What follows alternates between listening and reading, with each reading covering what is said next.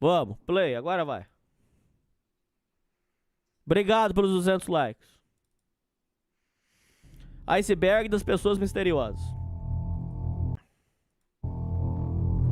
Eu vou só dar um negócio aqui só pra quebrar o gelo. É só pra dar aquela quebrinha assim, ó. Que você nem vai sentir. Vai.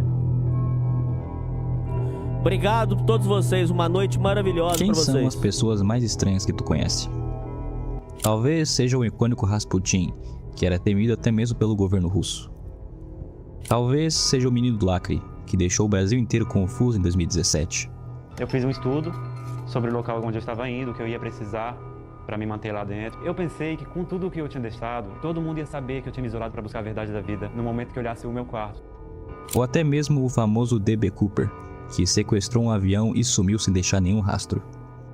Todas essas pessoas são bizarras e misteriosas em seus próprios termos, mas tem muitas delas que eu tenho certeza que tu não conhece. Eu compilei mais de 30 das pessoas mais misteriosas e bizarras que eu consegui encontrar, e compilei elas no iceberg, indo das mais até as menos conhecidas. Eu tentei pegar apenas casos que eu não vi aqui no YouTube brasileiro, então tenho certeza que tu vai descobrir algum mistério novo nesse vídeo aqui. Talvez eu faça algum vídeo sequência desse no futuro, mas por enquanto fiquem com esse compilado.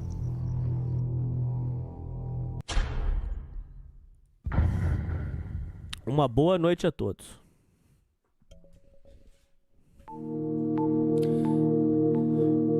Ô Leandro Santana, já aclarei pra mim, menino do Acre foi golpe, não foi, ouvintes? Menino do Acre foi golpe, não foi? No final o maluquinho queria vender um livro. Eu acho que foi golpe aquilo lá. Acho. Não sei. São Columba. São Columba foi um abade, missionário e erudito irlandês que ajudou a espalhar o cristianismo na Escócia. Os escoceses e irlandeses reverenciam seu nome e lhe atribuem a civilização de seus ancestrais pagãos.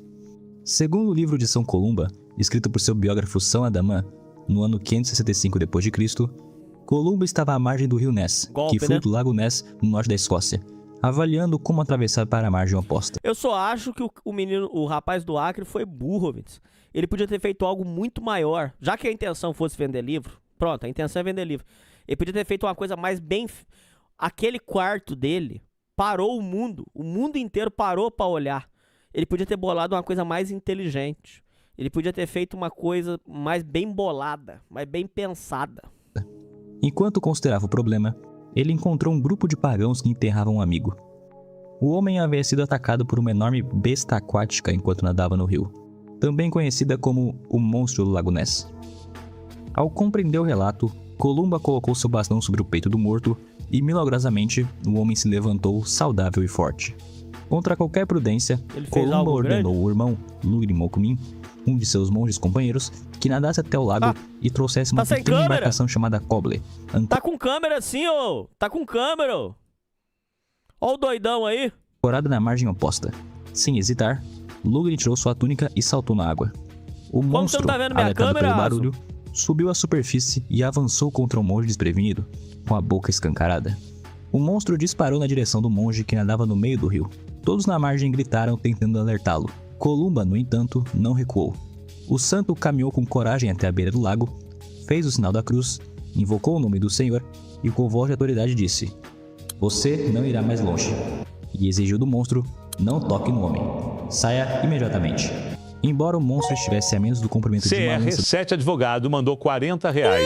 Valeu pela oportunidade, patrão. Caralho. Sigo à disposição para ajudar os ouvintes. Life is good. CR7, fica com Deus, cara. Muito obrigado, CR7. Sem palavra, irmão. Sem palavra. Muito obrigado, cara. Você é sucesso de audiência e sucesso na vida, CR7. Fica com Deus, cara. Muito obrigado por toda a ajuda, viu, CR7? Cara, Deus te abençoa demais. Você é maravilhoso, CR7. Te amamos. Ouvintes, aí, ó, manda uma mensagem manda um abraço pro advogado CR7. Tá aqui ajudando os ouvintes de bom grado. Fica com Deus, irmão. Muito obrigado. Do monge que nadava, ao ouvir as palavras do santo, ele paralisou e fugiu aterrorizado.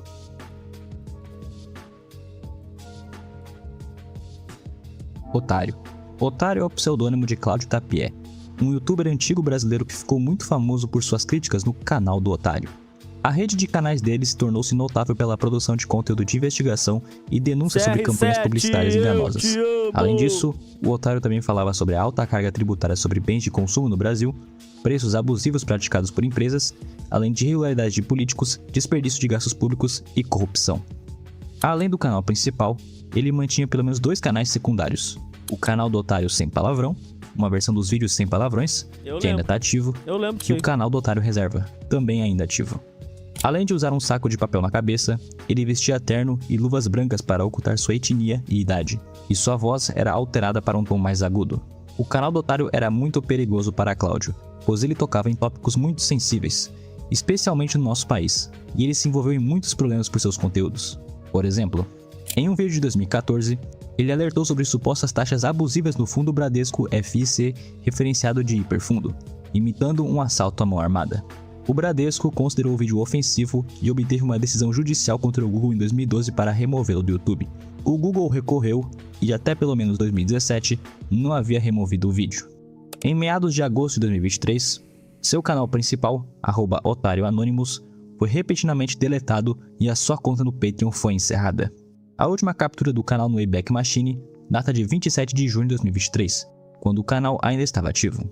A maioria dos vídeos foi removida. Ô, rapaziada, eu tô vendo nos comentários de vocês, o canal do Otário foi destruído pelo Nando Moura e o Nando Moura tava errado na treta. Errado. Só que muita gente não tá preparado pra essa conversa. O povo acha que o Nando Moura tá errado hoje. O Nando Moura já tá errado faz muitos anos, só que na época a gente não via porque a gente tava cego. Eu e vocês. Nós tava cego, a gente não via. O Nando Moura não tava certo, ouvintes. Alguém no chat do canal do Otário escreveu assim: Otário, o cadáver, você tá igual o cadáver putrefato. Aí ele leu, mas não falou Nando Moura, não falou. Ele falou assim: o cadáver putrefato. Que mandou R$5. Valeu. Boa noite, Hernani e ouvintes.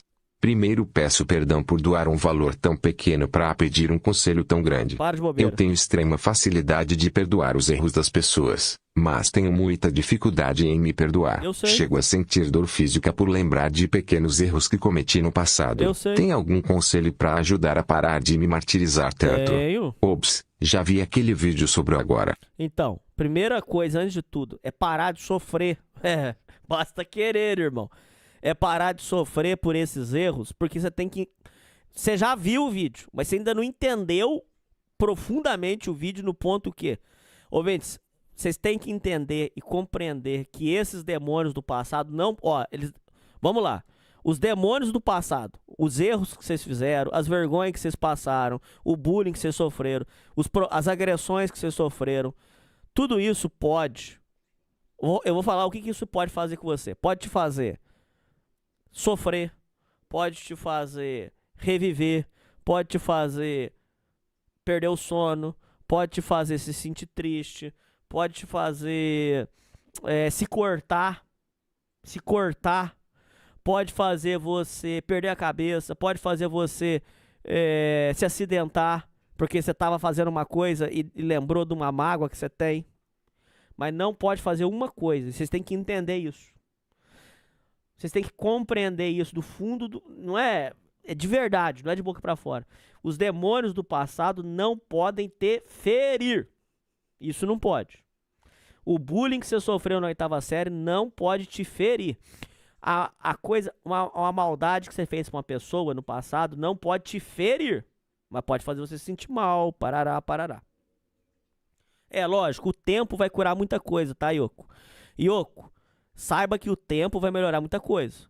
Só que é o seguinte, quando isso passar, isso tá vindo. Isso tá vindo.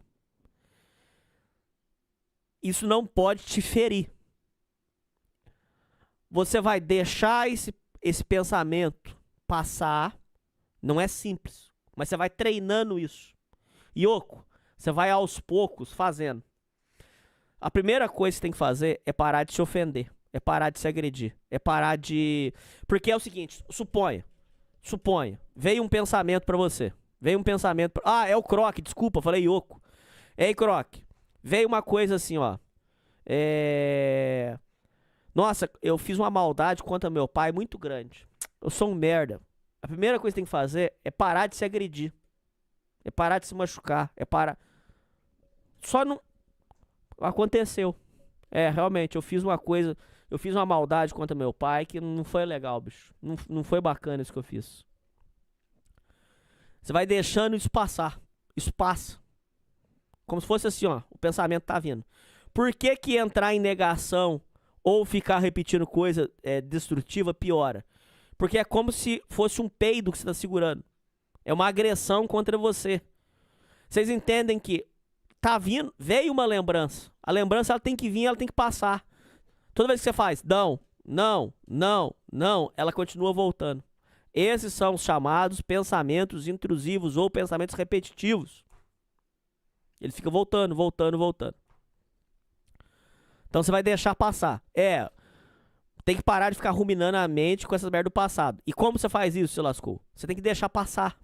Você entende isso? Isso tá claro pra vocês da live? Isso tá nítido pra vocês? Então, por exemplo, eu vou falar um meu. Teve uma vez que o meu pai montou minha mochila e colocou uns brinquedos lá. Eu não gostei dos brinquedos que ele colocou. Tirei, coloquei outros brinquedos. E ele ficou chateado com isso. Bobeira, né? É bobeira. Mas meu pai ficou chateado. Por muitos anos eu sofri por isso. Puta merda, cara. Eu tratei meu pai mal. Pô, fiz meu pai sofrer. Sacanagem. Em vez de você ficar pensando assim, puta, mas eu sou um monstro, bicho. Olha o que eu fiz com meu pai. Você deixa passar. Realmente, não faz nada. Isso se chama-se. Ó, eu paguei caro pra essa porra, hein? Vocês dão valor nisso aqui, tá? Dão valor. Eu paguei caro pra aprender isso. Isso se chama observação não identificada. Depois vocês vão pesquisar aí. Tem cara que sobe um monte desses monges aí pra aprender com eles lá. Tô ensinando aqui numa live de YouTube 0800. Você tem que entender, ouvintes, do fundo do coração, que você não é seus pensamentos. Não é. Porque se você fosse seus pensamentos, pô, eu tô com fome. Você é a fome? Não. Você é um sentimento, você tá pensando, pô, seria legal comer uma coisa agora. Você é a raiva? Não. Isso são só coisas que a gente sente, mas a gente não é. Eu não sou a fome. Eu não sou o ódio. Eu não sou a vontade de matar. Eu tô sentindo. Tô sentindo ciúme. Tô sentindo inveja. Tô sentindo humilhação. Quando você entende... Vai tomar no cu, Deadpool. Vai. Já vou te espranar, hein? Quando vem... Isso que eu senti agora, que foi a raiva, eu não sou isso. O que acontece? Agora voltando lá no ponto. Presta atenção. É igual se fosse fórmula matemática. Veio. Observação não identificada. Eu não sou isso. Você não é o erro que você fez no passado. Porque o erro do passado ficou lá. Entenderam ou não? O erro que você fez no passado ficou lá. Ele não vai nem ficar mais cheiroso e nem mais fedido com o que você fizer. Você falar que você é um bosta, você se cortar, não vai resolver nada. Mas negar este pensamento também piora o problema. Não o que você fez, mas piora pra você. O que você fez. Tá feito. Você vai só se manter de forma imparcial, tá? Você vai se manter de forma imparcial. Você vai só observar ele. E você vai deixar esse pensamento vir. Ele vai vir. Você vai ficar de forma imparcial. Não é fácil. Não é basta querer. Mas vocês vão... Então, voltando lá. Agora volta lá no raciocínio. Volta. Volta no raciocínio do zero agora. Volta. A primeira coisa que vocês vão fazer, por favor, parar de se agredir. Parar de se ofender. Para de ficar repetindo assim. Caralho, meu irmão, quando eu tinha 6 anos, aconteceu aquele negócio. Puta que pariu, eu sou um merda, eu sou um bosta. Para. Porque quanto mais se agride, mais piora o problema. E não resolve nada.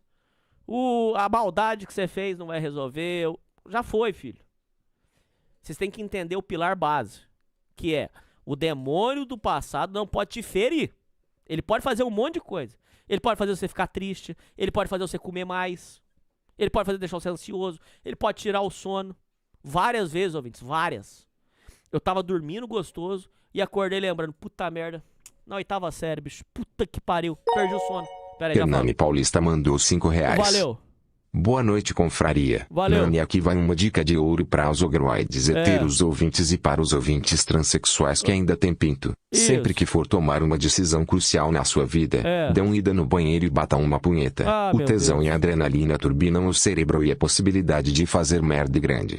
Forte abraço, ogroides. Boa noite. Tá bom. Então, é a punheta pio. Volta lá no raciocínio. O demônio do passado, ele não pode... Obrigado, viu, Mecânica Hunt? Obrigado, meu irmão. Voltando ao raciocínio. O demônio do passado, ele pode fazer sentir mal. Ele não pode te ferir. Isso aí, todo mundo que tá nessa live tem que entender isso. Mas entender, compreender. O demônio do passado não pode te ferir. Ele pode fazer você ficar triste. Pô, quando eu era criança, eu fiz uma maldade com um animal. Puta que pariu. O animal já morreu, ou já sentiu dor, já foi. Ele pode fazer você sentir mal, mas ele não pode ferir você. Então, o que acontece? Eu tô lembrando daquilo. Aquilo passou. Vocês ouvintes têm que ter uma primeira coisa, parar de se agredir. Cada vez que você se agride, piora o problema. Eu sou um merda, ah, puta que pariu, eu sou um bosta. Ô, Charlie Harper, a lembrança ruim pode fazer você se sentir triste, pode fazer você se cortar. Agora, pergunta, o bullying que você sofreu na 8ª série pode te ferir ativamente? Não pode. A mágoa que você tem da pessoa pode te ferir ativamente? Não pode. Ela pode fazer você se sentir triste e você bater o carro. Ela pode fazer você triste e perder o sono. Mas ela não pode ferir, porque é pensamento, é lembrança. Isso aí chama observação não identificada. Você tem que entender que você não é os seus pensamentos. Vou usar o exemplo do rapaz aí do Punheta Pio. Você tá com tesão, você quer comer uma mulher. Você é o desejo de comer aquela mulher? Não. Você é o tesão. Às vezes até o que você tá achando que é paixão é só tesão. Você desce uma gozada, a paixão ir embora, dependendo do caso. Por quê? Porque você não é aquilo. Você não é o seu pensamento. Não apresenta risco para sua vida. Então, o que acontece, ouvintes? A lembrança vai vir, ela vai passar, você vai ficar identificado. Então, mas, Lionheart, tudo bem. Eu descobri algo que funciona. Quando me sinto mal, eu simplesmente penso. Isso não significa nada para mim. Só que tem um perigo aí, tem uma pegadinha. Quando você interage com a lembrança, você ainda reaviva ela, aspas. Exemplo. Eu tinha uma mania de... meu Deus, me desculpa. Por que eu fiz isso? Me desculpa. Tá errado. Primeiro, porque o povo na rua vai achar que você é louco. Mas segundo, porque você tá interagindo. E não é pra se interagir. É um sentimento. Igual você quer cagar, você quer peidar, você quer mijar. É um sentimento, ele tá vindo. Quando eu tinha X anos, eu fiz uma coisa que me faz sofrer. Deixa passar, só. Ele vem, é um sentimento, é um pensamento. Gente, eu tô com uma raiva que o Mauro fez um negócio pra mim inaceitável. O Mauro me sacaneou, me prejudicou. Eu vou... Paz e amor. Não, isso aí eu tô sentindo tá errado. Não, eu tô magoado, o Mauro me magoou. Ele fez um negócio pra mim inadmissível. Mauro Hoffman, você me fez um negócio que é inadmissível, eu não posso te perdoar. Esse passa. Só que eu não vou matar o Mauro. Eu não vou. Você entendeu? É só ele vem e passa. E você se permanece como se fosse um juiz de futebol. Uma partida de futebol que você tá só olhando. Você só olhou. Você não se identifica com o time. Você não se identifica com a situação. Nada. Aquilo veio, passou e foi embora. Acabou. Eu senti isso no meu coração. Eu senti. Como é que eu posso me culpar por sentir? Eu senti. Eu senti isso no meu coração. Passou. Acabou. A observação não identificada vai ajudar vocês em várias situações na vida. Essa é uma delas. Outra situação que vai ajudar vocês é não fazer besteira de cabeça quente. Ouvintes, diversas situações da minha e da vida de vocês teriam sido resolvidas se só tivesse parado e não feito rigorosamente nada.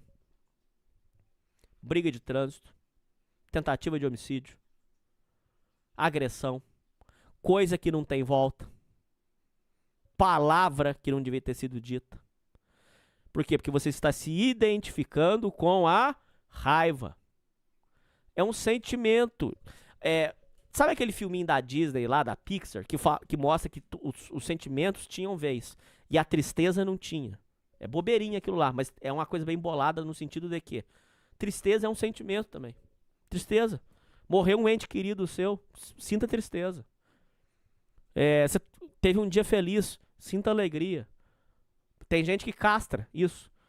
Não vou ficar muito bem não, porque se hoje o dia foi bom, amanhã pode ser ruim. Não, você sentiu alegre, você sentiu felicidade. Ótimo, sinta isso. Então, saber respeitar os sentimentos nossos e saber respeitar essas lembranças. Já, essa é uma tarefinha batida pra vocês. Essa é uma tarefinha batida pra vocês, mas todo mundo deve assistir com atenção.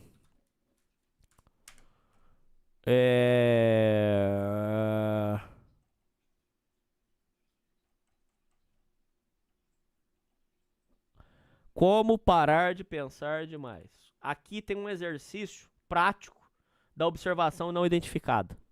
Vocês vão assistir isso aqui. Ó, eu já assisti esse vídeo aqui umas 200 vezes, talvez. 200, 250 vezes. Vocês vão fazer... Aqui tem um exercício. Façam um exercício que é ensinado aqui, tá? Então, vai vir. Isso vai vir. Ouvintes, uma palavra que você falou que não foi legal. William... Sabe o William Menefrego? Disse que uma vez o pedreiro estava na casa dele e o pedreiro falou assim: moço, por favor, só pode botar o futebol pra mim? Aí ele pegou e falou assim: não vou botar futebol e cala a boca, eu vou botar o que eu quiser e se você reclamar eu ainda vou falar pro meu pai. E o pedreiro ficou falando assim: desculpa, me desculpa, menino, por favor, me desculpa. E o William falou: cara, eu não aguento de sofrimento, isso me faz sofrer demais, eu choro lembrando disso. Esse é um claro exemplo de... Ele era uma criança. Ele não tinha culpa. Ele não sabia. Se ele soubesse, ele não teria feito. Ele não sabia o que ele estava fazendo. Ele não sabia o que ele estava fazendo. É uma criança. Criança que nem eu e vocês, velho. Todo mundo aqui está vivendo pela primeira vez. E mesmo que se você for espírita, você não lembra da vida passada. Eu com vocês estamos vivendo a primeira vez. Todo mundo aqui. É a primeira vez de todo mundo aqui. As mulheres dizem pra gente que é a primeira vez sempre pra enganar nós. Mas aqui é a primeira vez mesmo, real. Gente, não tem nada disso, Carlos Bentes. Tem nada disso. Carlos Bentes, você, quando você era criança, você deve ter feito coisa também. Alguma coisinha. Roubou um doce. Bateu numa criança. Chutou um cachorro. Criança, infelizmente, acontece. O que você fez não vai voltar. Nesse caso aí do William, o pedreiro hoje já tá com outra vida, a vida dele seguiu, a vida dele não parou por causa da situação, a vida do William seguiu, o William tá bem, tá vivendo a vida, acabou. Vocês entendem isso? Aquela mágoa já acabou. Aquilo ali já aconteceu. Esse demônio do passado, ele não pode te ferir. Mas ele pode fazer você sentir mal. Ele pode fazer você chorar, que é o caso do William. O que acontece? Você tem que... Esse sentimento veio. Só para e vê ele. Um dia aconteceu isso assim, assado. E deixa ele vir. E ele vai passar. Ele vai passar. E com o tempo, ele vai parar de voltar. Porque você já reviveu isso e já foi. Triste. Eu preciso sentir Eduardo isso. Mandou R$5. Valeu. Há um tempo atrás, pedi sua opinião porque estava apaixonado pela mulher do meu amigo. Segui seus conselhos e me afastei. Legal. Agora vejo que era tudo loucura da minha cabeça. Então queria te agradecer. Obrigado, Tamo junto. amigo. Tenho mais uma dúvida. Se puder me ajudar, parar de se masturbar realmente traz benefícios para os estudos? Estou estudando inglês e queria aumentar minha produtividade. Ó, o que eu faço para meus estudos de inglês? Eu assisto e leio conteúdo em inglês para ficar imerso. Agora, se masturbação vai resolver ou não, deixa eu pensar aqui. Algum ouvinte tem opinião formada aí nos comentários? Escreve aí, por favor. Eu acho que traz benefício, porque você vai estar... Em vez de você estar focado em gozar, você vai estar focado em estudar. Agora, eu não sei. Se adiantar alguma coisa pra você... Por exemplo, a pornografia deixa você relapso. Agora, se você fazer um masturbation sem a pornografia, não tenho opinião sobre. Entendeu? Então é isso. Respondi a dúvida aí? Então, ouvintes, é muito importante isso, tá? Deixa vir e deixa embora. Boa noite. Boa noite, Code Hack. Você já ficou imaginando como seria sua vida caso não tivesse terminado o namoro? Terminei com 2 meninas muito boas por paranoia minha. Uma delas era um anjo. Sim, isso é tudo coisa, loucura nossa. Suposição. Se tivesse dado certo... só uma suposição, tá, Code Hack? Se o Code Hack tivesse dado certo com a menina aqui no Pará, talvez ele não iria para Portugal, não estaria vivendo tudo que está vivendo agora, parará. Podia ser mais feliz, podia ser menos feliz, nunca saberemos. Isso aí são coisas que não chega a lugar nenhum. Então, a pornografia, fato, vai te fuder, vai te prejudicar. E, inclusive, eu quero que vocês saibam que pornografia brocha, tá?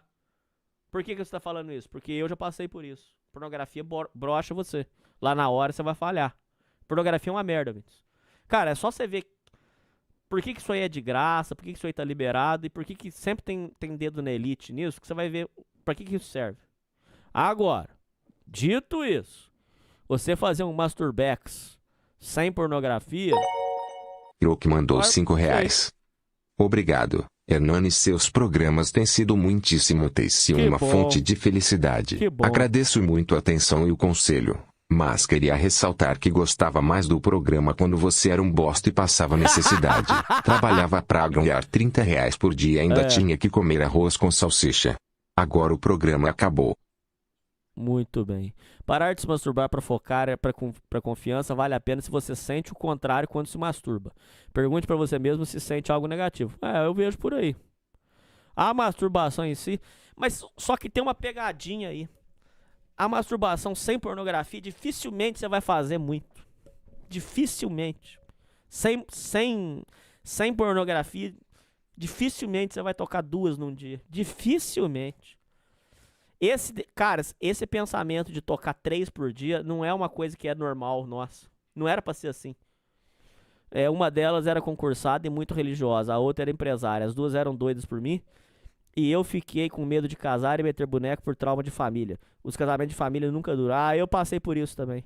Mas se servir de motivação pra você, meu filho, uma empresária, já era carreirista. Queira você ou não, goste você ou não, era carreirista.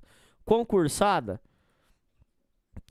também podia ser carreirista ou não, não sei. Então, você tá feliz.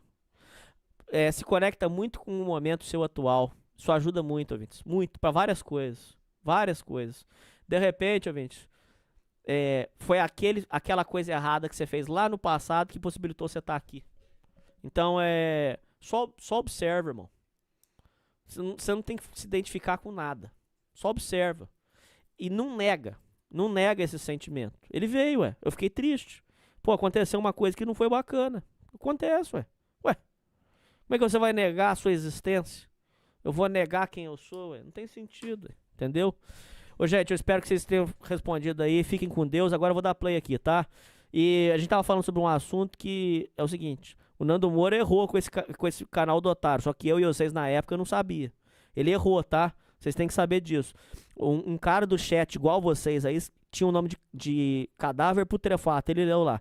O cadáver putrefato falou parará, parará. O Nando Moura entendeu que tava falando do pai dele. Porque aquele maestro Boggs falou, enfia o cadáver putrefato do seu pai no cu. Aí o canal do Otário entrou nessa de fudido, de perdido, e entrou pro rolo aí. Tanto é verdade que na época o Nando Moura, pra xingar o canal do Otário, falou assim, o canal do Otário, pra explicar o que aconteceu, falou que o fulano, que o Beltrano, que o Vinícius de Moraes, e não sei o que lá. Ou seja, nem o Nando Moura sabia explicar ao certo. A real é que o Nando Moura queria fuder alguém. E aí fudeu ele. Foi ele aí a da vez. É isso. Bora. Exceto os disponíveis nos canais secundários do mesmo autor. Pera que eu vou olhar pra você, ô boa Cal, parte do seu canal virado Lost Media. Nenhuma explicação foi fornecida pelo otário, e suas demais redes sociais permanecem inativas.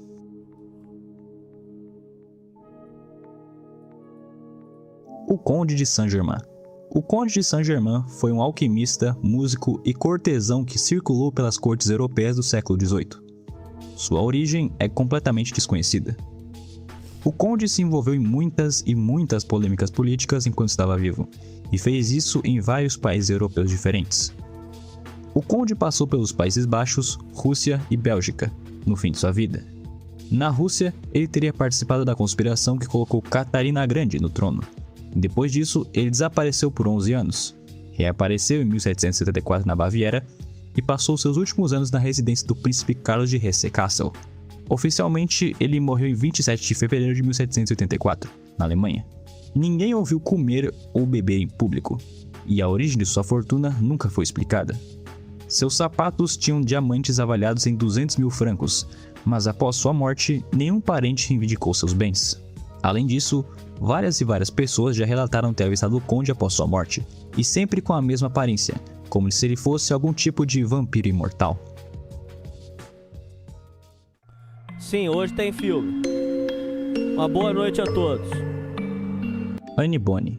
Anne Bonny foi uma pirata irlandesa que operou no Caribe durante o fim da Era Dourada da pirataria.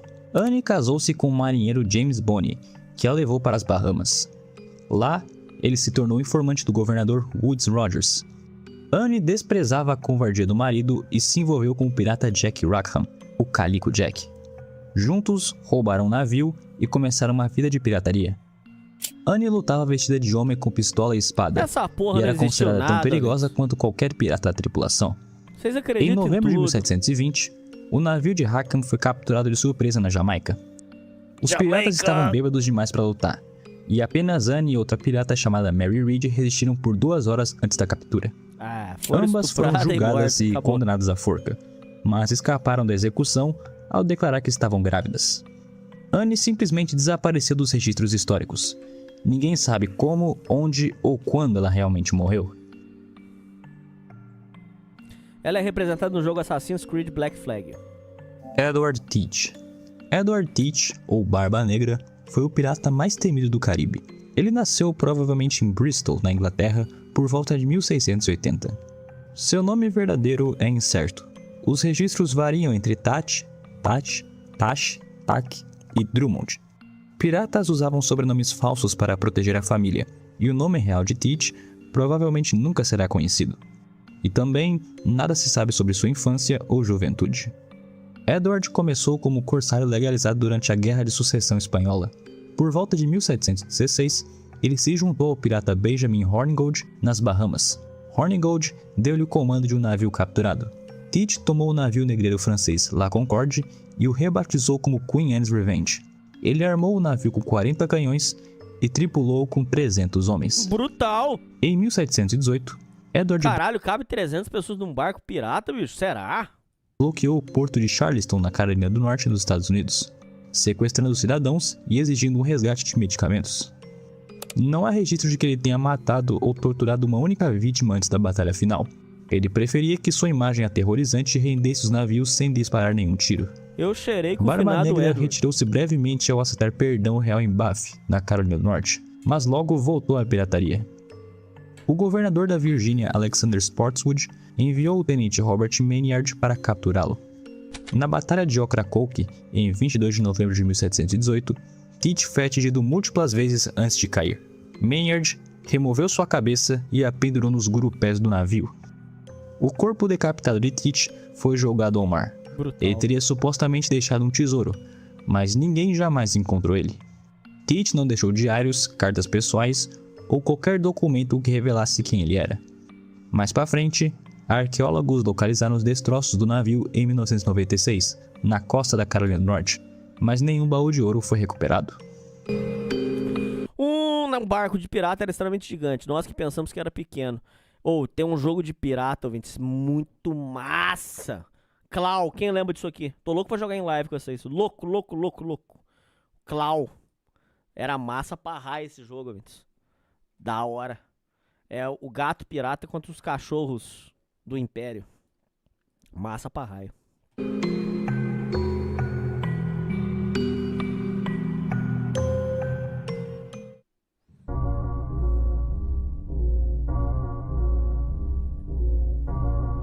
O Assassino do Zodíaco. O Assassino do Zodíaco é o ator não identificado de uma série de assassinatos ocorridos na região da Baía de São Francisco entre dezembro de 1968 e outubro de 1969.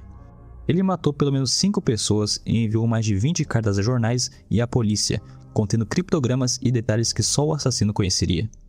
Dicas de como ser demitido. Me ajudem aí, ouvintes. Ajuda o rapaz aí no chat. Nunca foi preso e o caso permanece oficialmente aberto pelo FBI. Para de tomar banho.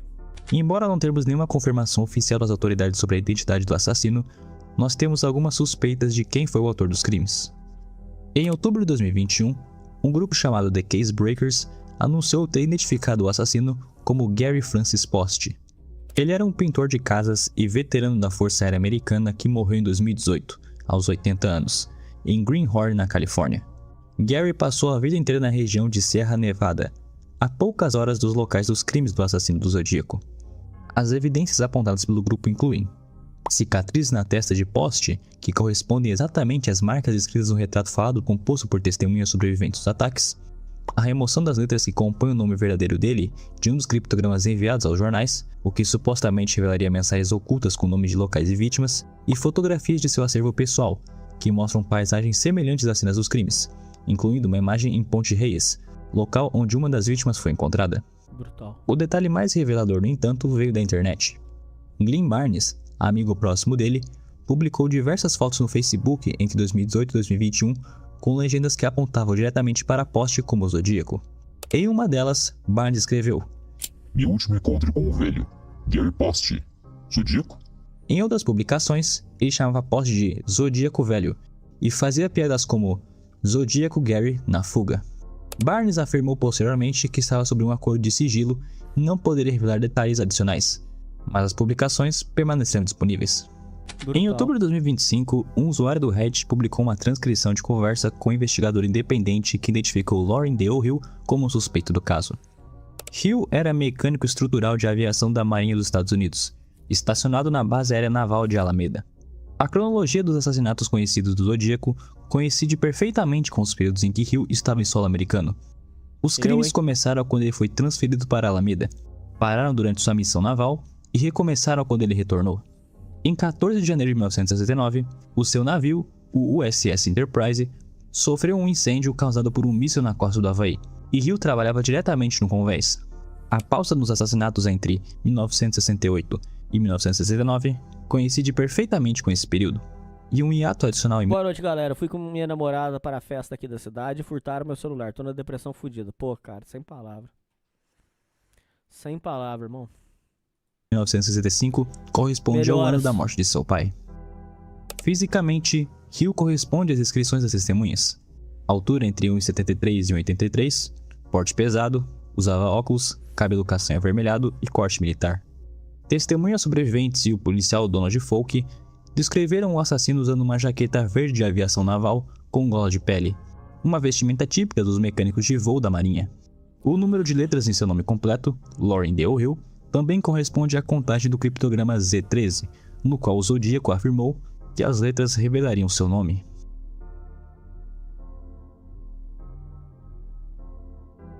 Roland Doe. Roland Doe foi o pseudônimo de Ronald Edward Hunkler, um garoto de 14 anos que, em 1949, se tornou o centro do caso de possessão demoníaca mais documentado da história americana. Os eventos inspiraram o filme e o livro O Exorcista. Sua identidade real permaneceu oculta até 2021, quando a revista The Skeptical Inquirer o revelou. Hunkler morreu em 2020, sem nunca ter falado publicamente sobre o caso. Ele vivia em Cottage City, em Maryland, com uma família luterana de origem alemã. Os fenômenos paranormais começaram após a morte de sua tia Harriet, que o introduziu ao tabuleiro Ouija. A família relatou ruídos de arranhões nas paredes, móveis que se moviam sozinhos, objetos que voavam e mudanças drásticas de comportamento. O pastor luterano Luther Schulze levou o garoto para passar uma noite em sua casa e testemunhou a cama sacudindo violentamente e objetos se deslocando sem nenhuma explicação. Schulze recomendou à família que ele procurasse a igreja católica. Seguiram-se dezenas de exorcismos entre Maryland e St. Louis. Os padres relataram que o garoto falava em voz gutural, recitava latim sem jamais ter estudado a língua, reagia com violência a crucifixos de água benta, e palavras como inferno e marcas de tridente apareciam riscadas em sua pele. Em uma ocasião, a palavra Louis surgiu em vergões vermelhos perto de suas costelas, levando a mãe a interpretá-la como um sinal para viajar a St. Louis. No hospital Alexian Brothers, padres jesuítas conduziram o exorcismo final. Eles registraram que o colchão tremia durante a ladainha dos santos e que o garoto teria levitado. O exorcismo terminou quando Roland afirmou ter tido uma visão de São Miguel Arcanjo expulsando os demônios. Depois disso, Roland levou uma vida comum. Formou-se, trabalhou na NASA e construiu família. Vizinhos e amigos de infância de Hunkler, localizados décadas depois, descreveram o garoto como um brincalhão astuto, que pregava peças para assustar a mãe e as crianças do bairro. Em determinado momento, ele foi flagrado arranhando as palavras Hell e Cristo no próprio peito, com as unhas. Por outro lado, 48 pessoas afirmaram ter testemunhado os eventos, 9 delas jesuítas. Vários sacerdotes, inclusive, mantiveram até a morte a convicção de que haviam presenciado algo sobrenatural. E vocês, o que acham? Comenta aí. Mas uma hora vai ser ativado, Vinícius. Uma hora vai. Christian Rosenkreuz. Christian Rosenkreuz é o lendário fundador da Ordem Rosa Cruz, um movimento filosófico esotérico que surgiu na Europa no início do século XVII. Entretanto, não existe... me corrijam no chat aí, que eu saiba, a Rosa Cruz é a série B da maçonaria. É a série B. Nenhum registro histórico que comprove sua existência real. A maioria dos estudiosos o considera uma figura alegórica, criada para simbolizar os princípios Rosacruzes. Segundo a fama, Rosenkreuz nasceu em 1378 na Alemanha, como um aristocrata que ficou órfão aos 4 anos. Ele foi criado em um mosteiro e estudou por 12 anos. Depois viajou ao Oriente Médio e ao norte da África, onde aprendeu a sabedoria esotérica com os mestres turcos, os árabes, os judeus e os persas. Depois, fundou a Fraternidade da Rosa Cruz, com 8 discípulos, e construiu um templo chamado Santos Espíritos. Rosacruz morreu aos 106 anos, em 1484. O grande... Não fale isso, o André é da Rosa Cruz, ele vai fazer um ritual para tu sentir mais frio. O André, ele tá em tudo, vocês já viram? O André, ele é espírita, o André é MBL, ele é Rosa Cruz, o que mais? Ele é instrutor da academia também, fato. Ele é tudo, caralho. O mistério está em seu túmulo. Ele é cristão. 120 anos após sua morte, um irmão da ordem o descobriu. Era uma câmara heptagonal com as ilustrações do céu e da terra no teto e no chão. Patrão, aviso para a turma que sábado, dia 27, tem entrevista com o menino Thomas sobre como criar um canal e viver de YouTube. Aí, ouvintes, atenção, princesas, dia 27. Você que tem um sonho de viver de YouTube e ser youtuber, você vai aprender diretamente com ele, que revelou novamente Ricardo Videojogos.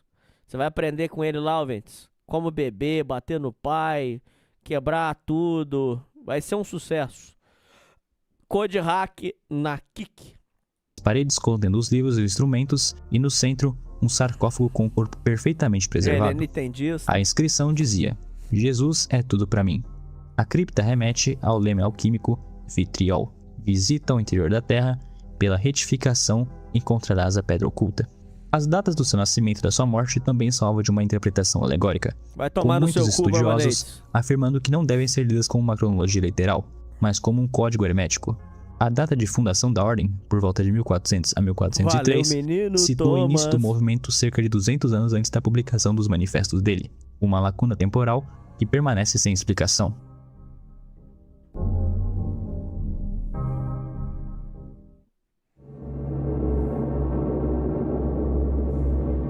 Sidney Gottlieb.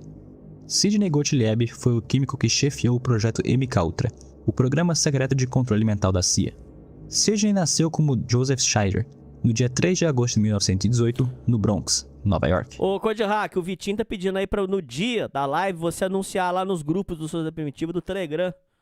Por favor, avisa lá, Code Hack, pro pessoal dos grupos do Telegram e pra sua live, por favor. Faz essa gentileza pra nós. Ele se graduou em Química pelo Instituto de Tecnologia da Califórnia e entrou para a CIA em 1951. Dentro da agência, ele era chamado de feiticeiro negro e de trapaceiro sujo. A partir de abril de 1953, por ordem do diretor Allen Dulles, Gottlieb liderou o projeto MKUltra. O projeto administrava o LSD e outras drogas psicoativas a indivíduos sem o seu conhecimento. Ele financiou pesquisas psiquiátricas em hospitais e universidades, usando cidadãos americanos como cobaias involuntárias. Médicos como Ewen Cameron e Harry Zisbell receberam verbas para experimentos que buscavam esmagar a psique humana a ponto de ela admitir qualquer coisa. Gottlieb supervisionava as preparações de substâncias controladas e comandou a Operação Midnight Climax, na qual os agentes da CIA administravam compostos químicos a indivíduos dos estabelecimentos de São Francisco e de Nova York. A sua atuação não se limitou ao território americano. Em março de 1960, ele planejou pulverizar o estúdio de televisão do Fidel Castro com LSD e propôs saturar os sapatos do líder cubano com talho para fazer a sua barba cair. E também tentou contaminar o lenço do general iraquiano Abdul Qasim com botulismo. No verão de 1960, Sidney transportou materiais biológicos tóxicos ao Congo para assassinar Patrice Lumumba. Entretanto, um golpe militar depois do primeiro-ministro antes que os agentes executassem o plano. Durante a Guerra do Vietnã, uma equipe de psicólogos da CIA realizou experimentos de controle mental nos prisioneiros vietcongues na prisão de Bien Hoa, sobre um programa vinculado ao Gottlieb. A partir do início dos anos 70, o seu escritório de serviços técnicos financiou as investigações de parapsicologia no Instituto de Pesquisa de Stanford. Esse financiamento deu origem... Ô putas, tem um filme que retrata por cima isso aqui. O homem que encarava cabras. E tem uma entrevista do cara dizendo que é real mesmo. Que diz que por causa dessa porra aí, o cara criou uma habilidade de parar o coração da pessoa só olhando pra ela. Aí vai se você acredita, se você não acredita. Mas é isso aí que vocês estão vendo. Ao que depois se tornaria o Projeto Stargate, um programa de visão remota do exército americano.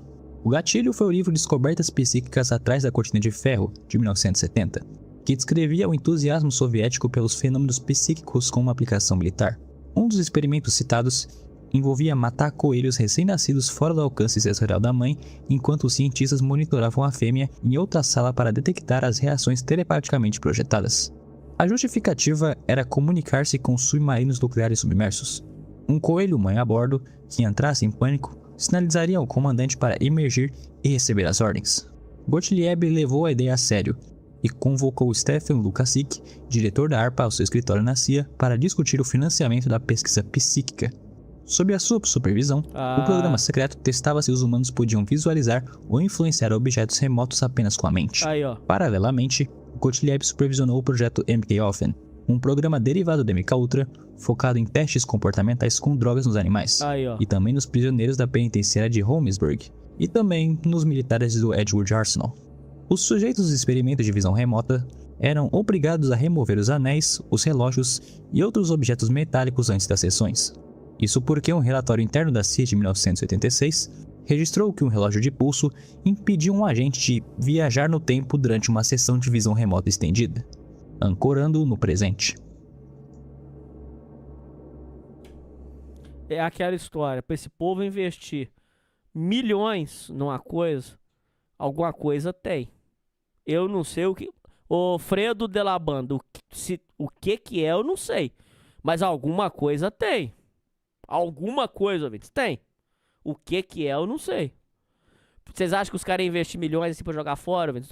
Alguma coisa ali tem. O que é eu não sei. Lee Harvey Oswald. Lee Harvey Oswald é o principal acusado de assassinar o presidente americano John F. Kennedy. 2 dias após o incidente, ele foi morto sob circunstâncias muito suspeitas por um sujeito chamado Jack Ruby, enquanto estava sob custódia na polícia de Dallas. Oswald é um sujeito com uma vida estranha e cercada de mistérios e polêmicas. Muitas pessoas, inclusive, acham que ele era algum tipo de agente federal ou espião de outro país. A teoria mais aceita entre estudiosos do caso é a de que Oswald era algum tipo de agente secreto ou informante. Oswald passou quase toda a vida adulta trabalhando para a inteligência dos Estados Unidos, provavelmente para a CIA, como uma espécie de agente provocador, tanto no cenário doméstico quanto internacional. Até seus... A Dilma investiu milhões no trem-bala. suposto envolvimento no assassinato de John F. Kennedy. John Newman, ex-agente da CIA, afirmou que a agência tinha grande interesse operacional em Oswald desde sua deserção para a União Soviética em 1959 até seu assassinato, e que a agência estava gerando uma teia sobre ele semanas antes do assassinato do presidente. Se Oswald era de fato um ativo de inteligência, um operativo de baixo nível que fingia ser pró-comunista e pró-Castro, com uma imagem pública de radical, ele seria o alvo ideal para uma armação. Além disso, se ele foi o assassino, ele deixou um rastro de evidências autocriminatórias que qualquer detetive iniciante poderia seguir.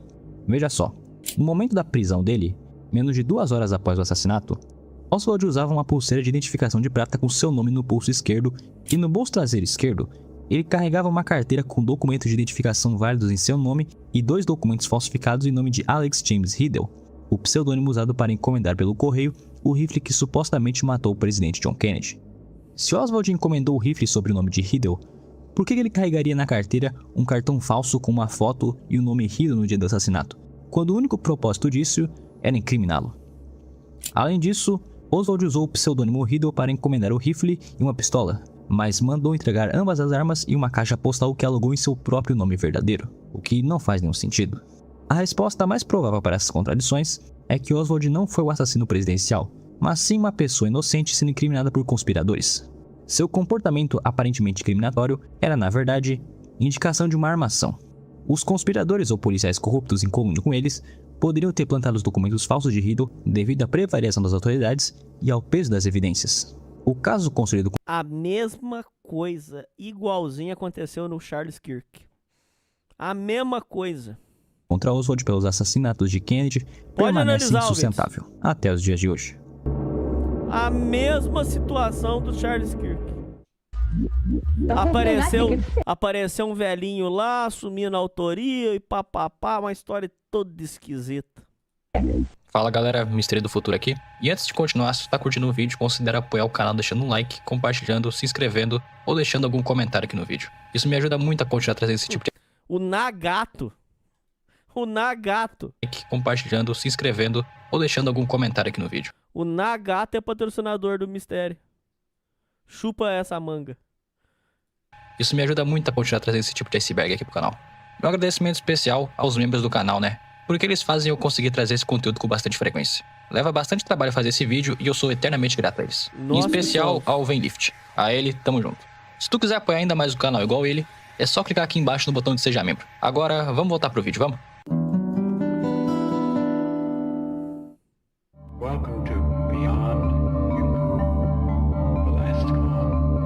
Chip Chan. Chip Chan é o apelido dado pela internet a uma mulher coreana de idade incerta que transmite sua vida pela internet desde pelo menos 1999. Ela foi descoberta por usuários do 4chan em 2006 ou 2008, quando alguém acessou uma transmissão aberta de seu apartamento e a encontrou dormindo em uma posição tão incomum que acreditaram que ela já estivesse falecida. Olha essa porra, velho. Chip afirma que um policial corrupto, que ela chama apenas de P, implantou um chip de controle mental em seu corpo, especificamente em uma cartilagem a 3 centímetros do tornozelo e outro sob a sobrancelha esquerda. Segundo ela, esse chip permite que P a faça perder a consciência remotamente. Ela diz viver nessa condição desde 1996 e que P a mantém cativa para controlar uma grande herança deixada por seus pais falecidos. Bicho. Durante décadas, ela transmitiu seu cotidiano quase integralmente, dormindo sentada em uma cadeira, deitado no chão ou dentro de um arquivo de metal, às vezes por mais de 30 horas seguidas. Ela segurava cartazes escritos em coreano diante da câmera com mensagens como: "Não seja enganado, o perseguidor P invade depois de desativar a câmera", e "Não sonho há anos porque perco a consciência". As transmissões eram acompanhadas por um áudio gravado em sua própria voz, explicando sua situação a novos espectadores. E a Ministério é Com o tempo, ela mudou de apartamento várias vezes, e ocasionalmente ela saía de casa, muitas vezes disfarçada. Em uma transmissão, um casal mais velho apareceu brevemente na câmera, sugerindo que vizinhos ou parentes verificavam seu estado. Chip Chan manteve dezenas de blogs em plataformas como WordPress, Naver e Blogspot, muitos protegidos por senha e a maioria abandonada faz anos.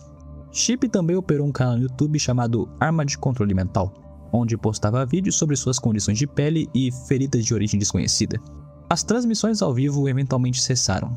Seu blog foi removido e seu paradeiro atual é desconhecido. Os últimos registros de sua atividade datam de 2022 ou 2023, com transmissões esporádicas de poucas horas. Autoridades sul-coreanas foram contatadas inúmeras vezes por espectadores estrangeiros, mas nenhuma ação pública foi tomada perante ela.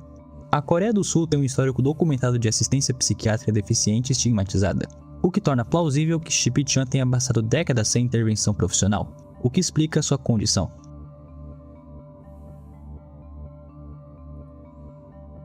O Bacharel de Cananéia. O Bacharel de Cananéia é uma das figuras mais enigmáticas do início da colonização brasileira. A identidade verdadeira dele ainda permanece desconhecida, mas 3 nomes são apontados como possíveis, sendo esses aqui que eu vou mostrar na tela. A existência do bacharel aparece documentada pela primeira vez em 17 de agosto. O mais legal desse aí do Kennedy é que botaram na conta do Lee Harvey Oswald. Aí, quando o cara tava sendo transferido da penitenciária, apareceu um doidinho chamado Jack Ruby, que era um dono de bar. O cara simplesmente matou o cara ao vivo pra televisão. Aí ele foi preso. Aí, nisso que ele foi preso, antes dele ser investigado, ele morre do coração. Aí aí 2 jornalistas vão investigar o apartamento desse Jack Ruby. E depois de um tempo, esses 2 caras são mortos também, de forma muito esquisita, né? Um é morto uma semana depois e o outro é morto um pouco tempo depois. E esse último que foi morto, dos 2 jornalistas, ele tinha documentos sobre o caso Kennedy a respeito desse Jack Ruby e nunca foi revelado. Os documentos se perderam para sempre. Rapaz, escuta aí de novo. Esse áudio tem que tocar. O mais legal desse aí do Kennedy é que botaram na conta do Lee Harvey Oswald. Aí, quando o cara tava sendo transferido da penitenciária, apareceu um doidinho chamado Jack Ruby, que era um dono de bar. O cara simplesmente matou o cara ao vivo pra televisão. Aí ele foi preso. Aí, nisso que ele foi preso, antes dele ser investigado, ele morre do coração. Aí aí 2 jornalistas vão investigar o apartamento desse Jack Ruby. E depois de um tempo, esses 2 caras são mortos também, de forma muito esquisita, né? Um é morto uma semana depois e o outro é morto um pouco tempo depois. E esse último que foi morto, dos 2 jornalistas, ele tinha documentos sobre o caso Kennedy a respeito desse Jack Ruby e nunca foi revelado. Os documentos se perderam para sempre. Brutal, bicho. Brutal. O mundo é uma farsa. 1531, quando a expedição de Martim Afonso de Souza ancorou em Cananéia. A história é uma farsa. Ao ser questionado sobre há quanto tempo vivia no Brasil, o bacharel respondeu: há mais de 30 anos. Se a declaração dele foi verdadeira, a presença no litoral brasileiro remonta a antes de 1500, ou seja, anterior à chegada oficial de Pedro Álvares Cabral. O bacharel vivia entre os indígenas Carijó na aldeia de Mataiama e exerceu liderança sobre o local, atuando como intérprete, guia de navios e traficante de escravos para embarcações que começavam a frequentar a costa. Em 1536, o bacharel enviou uma carta à rainha Isabel de Castela, declarando-se o verdadeiro senhor das terras de Cananéia e oferecendo-se para atacar os portugueses e converter o território em possessão espanhola. Esse ato desencadeou a Guerra do Iguapé, um dos conflitos mais violentos do período colonial. Depois dessa guerra, o bacharel desapareceu completamente dos registros históricos. Não se sabe se ele morreu em combate ou fugiu para outras terras. Ou foi canibalizado, né? Às vezes virou papá. Alexander Solonik. Alexander Solonik foi o assassino de aluguel mais notório do submundo criminal russo nos anos 90. Em 1987, ele foi acusado e condenado a 8 anos de prisão. Durante uma visita de despedida da esposa, Solonik escapou pulando do 2º andar do prédio, mas foi recapturado meses depois. Após 2 anos, ele escapou da prisão novamente. Após isso, entrou para uma organização criminosa de Kurgan e começou a trabalhar como assassino de aluguel. Seu primeiro assassinato ocorreu em 1990, contra o líder de uma gangue rival. Depois desse crime, vieram vários outros. Em 1995, ele escapou da prisão de Matrosskaya Tishina, uma das mais seguras da Rússia. Seu carcereiro, Sergei Meshikov, supostamente um agente infiltrado da máfia, forneceu-lhe uma pistola e equipamento de escalada. Solonik colocou um manequim sobre o cobertor para atrasar a perseguição e desceu de rapel do telhado. Em seguida, ele desapareceu completamente do território russo. Solonik depois ressurgiu na Grécia, com um passaporte falso obtido no consulado grego em Moscou. Ele montou uma organização de cerca de 50 homens, dedicada ao tráfico de drogas e aos assassinatos por encomenda, e comprou várias vilas em um subúrbio de Atenas. Em 31 de janeiro de 97, Alexander Solonik foi encontrado morto em sua vila Variobi, a 24 km de Atenas. A causa oficial da morte foi asfixia. O corpo dele estava sem documento de identificação, e 3 meses depois, a polícia grega encontrou os restos mortais de sua namorada, Svetlana Kotova. Nossa, é uma espécie de John Wick mesmo, né, gente? Um John Wick da vida real. De 21 anos, ex-Miss Rússia, que estava dentro de uma mala. O advogado de Solonik esteve presente na identificação do corpo e declarou publicamente que o cadáver tinha pouca semelhança com seu cliente.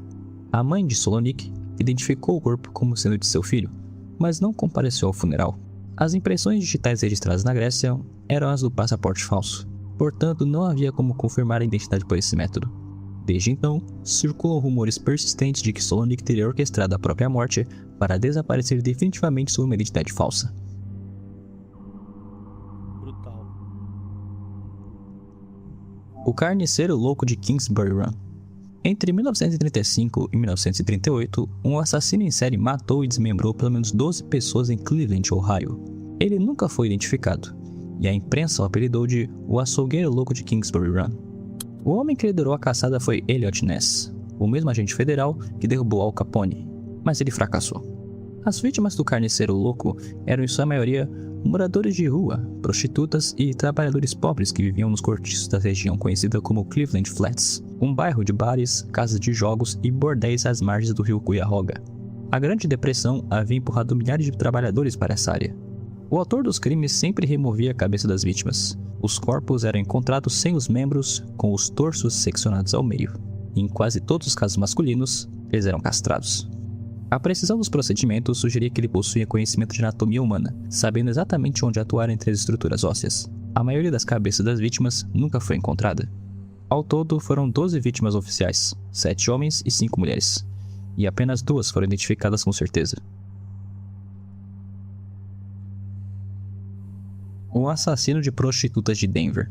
O assassino de prostitutas de Denver é a designação dada a um ou mais assassinos em série responsáveis pela morte de pelo menos 17 mulheres e adolescentes em Denver e seus subúrbios, entre 1975 e 1995. As vítimas tinham entre 15 e 25 anos. Os corpos apareciam em estradas rurais ao longo da rodovia interestadual 70, alguns posicionados em poses humilhantes. O grande mistério é que durante décadas ninguém conectou os casos. Os corpos apareciam em jurisdições diferentes, e cada departamento investigava o seu.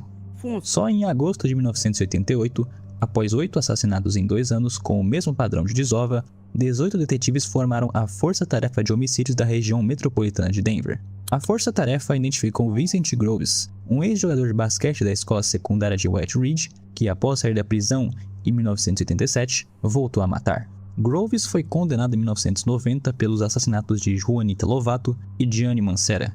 Ele morreu de hepatite C na prisão em 1996 sem confessar. Anos depois, exames de material genético o vincularam a 4 outros homicídios e, em 2025, ao assassinato de Rhonda Fisher.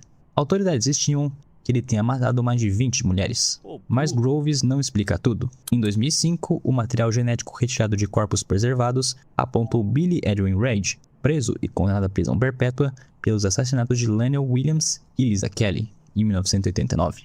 Hyde é suspeito de vários outros homicídios atribuídos ao assassino, mas ainda faltam provas. No total, são 38 homicídios não resolvidos de mulheres jovens na região de Denver entre 75 e 95, dos quais 27 permanecem sem qualquer conexão definitiva com o assassino identificado.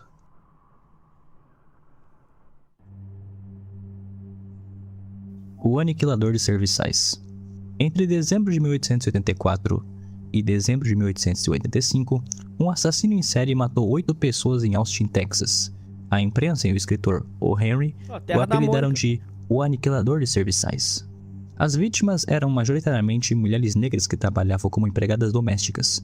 O assassino usava um machado, e 5 das vítimas foram encontradas do lado de fora de suas residências. A investigação prendeu cerca de 400 homens, e depois do Natal de 1885, os assassinatos cessaram abruptamente. Em 2014, o programa History Detectives, da PBS, identificou um suspeito por meio de um perfil geográfico e psicológico. Nathan Elgin, um cozinheiro negro de 19 anos que trabalhava perto das cenas dos crimes. Faltava nele um dedo mindinho do pé, característica que correspondia a uma pegada encontrada em uns locais. Em fevereiro de 1886, a polícia matou ele a tiros enquanto ele tentava agredir uma garota com uma faca. Entretanto, testemunhas oculares deram descrições contraditórias sobre o assassino, como um homem branco, um homem de pele escura, um homem de aparência mestiça com fuligem no rosto. Eram muitas descrições diferentes.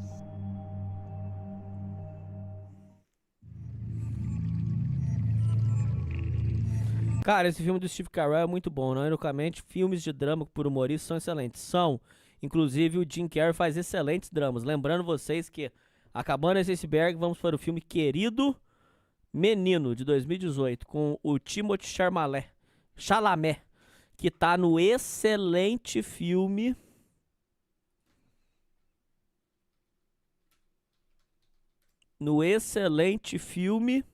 Marte Supreme. Assistam. O Maníaco da Capa Preta. O Maníaco da Capa Preta foi um incendiário em série que atuou em Minas Gerais entre 1989 e 1990. Ele tirou a vida de 3 pessoas e feriu outras 35, a maioria mulheres e meninas na puberdade. Ele incendiou mais de 40 casas e dezenas de automóveis em 9 cidades mineiras e uma em São Paulo. Verdade, o maníaco agia sempre de madrugada, em bairros da periferia. Ele usava um pedaço de pau com um pano encharcado de álcool na ponta para atingir colchões através de janelas e atear fogo. Em ao menos um caso, ele removeu cuidadosamente a massa que prendia o vidro antes de invadir a residência e supostamente sorriu enquanto via as chamas se espalharem. A polícia encontrou uma barraca nos arredores da região usada como esconderijo por ele. Dentro, havia manuscritos com anunciações de incendiar o mundo, livros de magia negra, obras de Nostradamus e um diário. O diário continha a frase: "As mulheres não prestam, e os homens são chifrudos." O criminoso pregava que a humanidade estava perdida, considerava-se um vingador contra pervertidos e acreditava que havia um grande dilúvio de fogo chegando. E por algum motivo ele também pregava o evangelho. Em novembro de 1990, um cerco com 60 policiais cercou o maníaco, mas infelizmente ele escapou.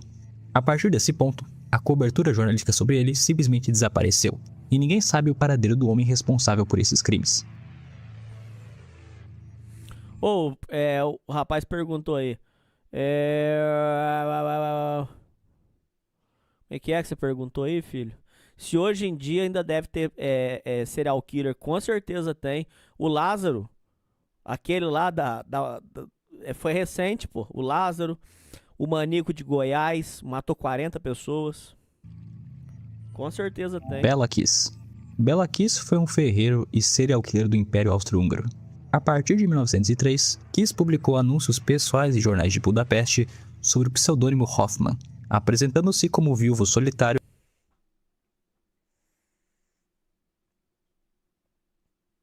Ô nominho! Esse nome tem uma coisa, tem uma egrégora nele, viu? Rapaz do céu, é o nome. Eu já tô começando a acreditar que é o nome, ouvintes. O nome pra vir carregado. Esse nome aí. É esse o nome do homem. E jornais de Budapeste sobre o pseudônimo Hoffman, apresentando-se como viúvo solitário ou agente matrimonial em busca de mulheres refinadas e com independência financeira. Kiss... Eduardo mandou R$5. Valeu. Voltando ao assunto na humildade. Sempre que vou me masturbar, assisto a pornografia. Aí que é o problema. Porque ela traz tantos malefícios. Eu perguntei sobre masturbação porque vejo direto pessoas falando na internet que, se parar de se masturbar, vai aumentar a concentração nos estudos. O problema realmente é a pornografia e não a masturbação? Isso, o problema é a pornografia, porque inclusive sem pornografia você não vai tocar 3 num dia. E de fato, quando você dá 3 gozadas num dia, você fica perdido, é o chamado brain fog. Qual o problema da pornografia? Você vai gozar rápido. Na hora que você tiver que dar uma trepada de verdade, você vai broxar. Aconteceu, isso é normal, pornografia broxa. 2, você começa procurando, vendo coisa normal, vendo papai e mamãe. Dali a pouco você vai em outra coisa mais extrema. Tem casos que vai parar no travesti, tem outro que vai parar na bosta, tem outro que vai parar no furry. Sempre que você vê doentão, ele é viciado em pornografia, isso não é coincidência. Aí, queira ou não, agora eu vou falar uma coisa pra você assim que é bobeira, mas você vai perder muito tempo ocupado com aquilo. Homem mandou R$5. Valeu. Hernani ouvintes, assisti a série Mussolini, o Filho do Século. Que ser é foda. Fica a recomendação aí. Não conheço ainda. Queira ou não, você vai perder tempo pesquisando aquilo e procura e fica interessado com aquilo. É um tempo que você devia estar fazendo outras coisas, você está focado numa coisa que é uma bosta. É uma mentira, é uma coisa que não resolve nada na sua vida. Então, quer dizer... Agora, por exemplo, que nem o Thiago Romero falou, se for espirrar a meleca, arranja uma namorada. É um exemplo.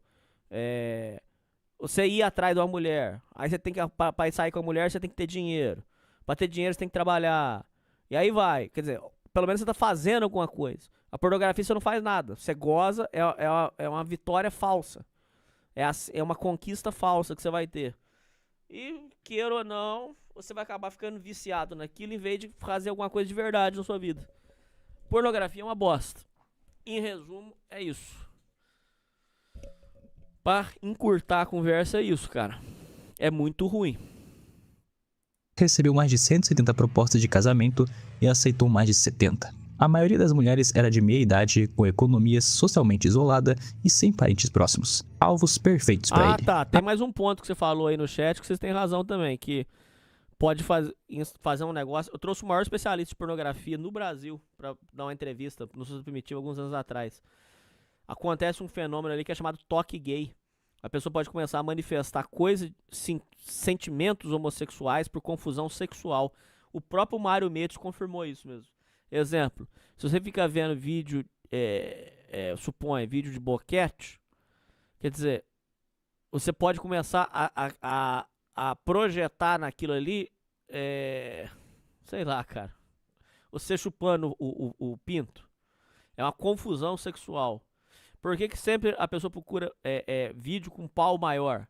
Será que aquilo não é uma manifestação desse toque gay? Aí por aí vai. Agora, enfim, vai, seguindo. A primeira vítima conhecida de Kiss foi a própria esposa, Marie. Após descobrir um caso extraconjugal, Kiss matou Marie e o amante dela, e disse aos vizinhos que a esposa havia emigrado para os Estados Unidos. As mulheres que aceitavam as propostas viajavam até Sincota, na Hungria. Os corpos delas eram encontrados com o sangue removido e marcas na região do pescoço, o que sugere um padrão de vampirismo. Os restos mortais eram conservados em metanol, dentro de tambores de metal que eram selados. Quando questionado, Kiss dizia que armazenava gasolina para o racionamento de uma guerra iminente. Em 1914, a Primeira Guerra Mundial começou, e Kiss foi convocado para o exército austro-húngaro. Ele deixou a casa sob os cuidados da sua governanta. Em julho de 1916, o proprietário do imóvel foi limpar a propriedade após receber a notícia de que Kiss havia morrido em combate na Sérvia. Ao abrir o primeiro tambor, um odor forte tomou conta do local. A polícia foi investigar e encontrou ao todo 24 corpos. A governanta mostrou à polícia um quarto secreto que Kiss proibia qualquer pessoa de entrar. Dentro dele havia cartas de 74 mulheres, um álbum de fotografias, documentos de identidade falsificados e uma biblioteca sobre venenos, estrangulamento e ocultismo. Em outubro de 1916, a polícia recebeu a informação de que Kiss estava em um hospital sérvio, mas eles chegaram tarde. Kiss havia fugido, deixando na cama o cadáver de outro soldado. Após isso, ninguém mais sabe qual foi o verdadeiro paradeiro de Bela Kiss. Muitas pessoas relataram terem avistado o homem em várias partes da Europa, mas sem provas concretas e nenhum avistamento. Nicolas Flamel. Nicolas Flamel foi um alquimista que nasceu por volta de 1330 na França. Segundo a lenda, por volta de 1370, ele encontrou um livro antigo com desenhos enigmáticos semelhantes a hieróglifos. Ele estudou o manuscrito durante anos, mas jamais conseguiu decifrá-lo. Então, ele viajou para a Espanha em busca de respostas. Em Santiago de Compostela, ele encontrou um sábio judeu que traduziu o texto para ele, sendo o texto um tratado de cabala e alquimia que continha a fórmula da pedra filosofal. Flamel retornou a Paris em 1382. Segundo relatos, ele teria transmutado prata e depois ouro. A partir desse momento, a sua riqueza tornou-se algo incomum para um simples comerciante de livros. Ele financiou hospitais, igrejas, abrigos e cemitérios, decorando todos esses lugares com símbolos alquímicos e quantidades inexplicáveis de ouro. Tanto Flamel quanto sua esposa Perenelle eram católicos devotos, mas o volume das doações jamais foi explicado apenas pela venda de livros. Flamel morreu no dia 22 de março de 1418, com mais de 80 anos de idade, e foi sepultado em Paris. Quando sua tumba foi aberta posteriormente, ela estava vazia. O mesmo teria ocorrido com a tumba de sua esposa. Encontraram apenas roupas no lugar dos corpos.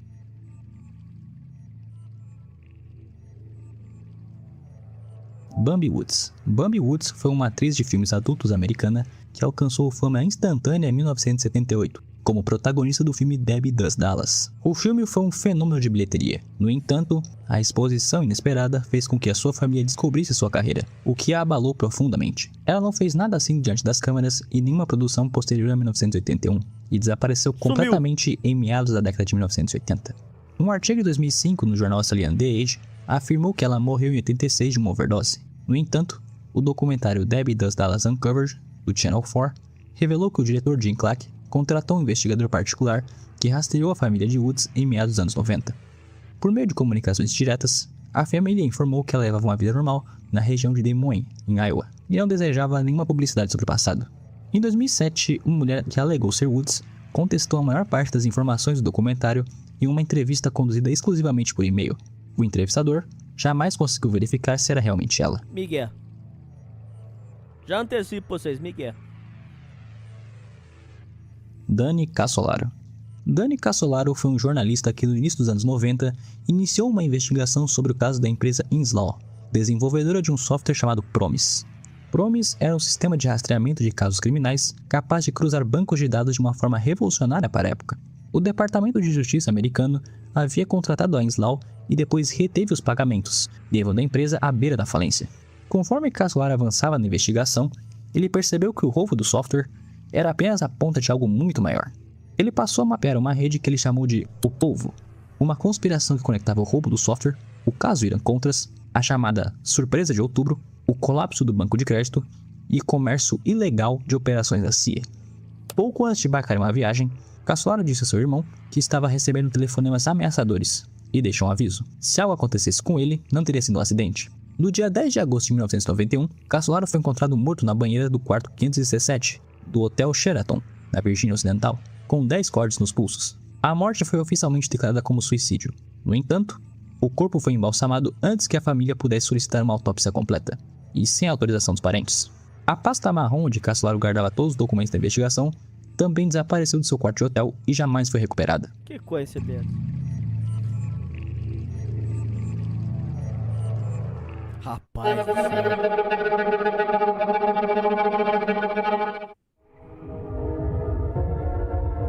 Agora é o chorume. Carmine Pecorelli. Carmine Pecorelli foi um jornalista que mantinha contatos profundos dentro do governo italiano e dos serviços secretos, e usava essas conexões para obter documentos confidenciais que publicava com regularidade. Em setembro de 78, Mino Pecorelli publicou uma edição intitulada La Gran Logia Vaticana, contendo uma lista de 121 nomes de cardeais, bispos e membros do clero filiados à maçonaria, incluindo figuras como o bispo Paul Marcinkus, presidente do Banco do Vaticano. A lista foi publicada apenas 16 dias antes da morte misteriosa do Papa João Paulo I. Paul Marcinkus foi um arcebispo americano que presidiu o Banco do Vaticano entre 71 e 89. Como presidente do Instituto para Obras e Religião, Marcinkus esteve envolvido no escândalo do Banco Ambrosiano, que faliu em 82 em uma trama de lavagem de dinheiro que conectava o Vaticano, o mafioso Michele Sindona e o grão-mestre da loja maçônica Propaganda Dui, Lício Gelli. O presidente do Ambrosiano, Roberto Calvi, apareceu enforcado sob uma ponte em Londres. Michele Sindona foi envenenado com cianeto na prisão. Em 1987, a justiça italiana emitiu um mandato de prisão contra Marcinkus por falência fraudulenta, mas o tribunal anulou a ordem com base nos Acordos de Latão, que garantem a imunidade dos órgãos centrais da igreja. O que transforma Marcinkus de um burocrata corrupto em uma figura de mistério são as duas sombras que o acompanham. A primeira é a morte do Papa João Paulo I, encontrado morto no dia 29 de setembro de 1978, após apenas 33 dias de pontificado. 33, né? O corpo não foi submetido a uma autópsia. O autor David Yallop disse que o Papa foi envenenado porque pretendia reformar as finanças do Vaticano, redistribuir as propriedades do banco e substituir Marcinkus e outros líderes. O mafioso arrependido Vincenzo Calcara... E olhe lá se não vão Papa agora, hein? Esse Papa aí agora tá tocando o terror. Corroborou a tese ao declarar que João Paulo II enfrentava a mesma resistência interna que o seu antecessor. A segunda sombra é o desaparecimento de Emanuela Orlandi, a filha de 15 anos de um dos funcionários do Vaticano.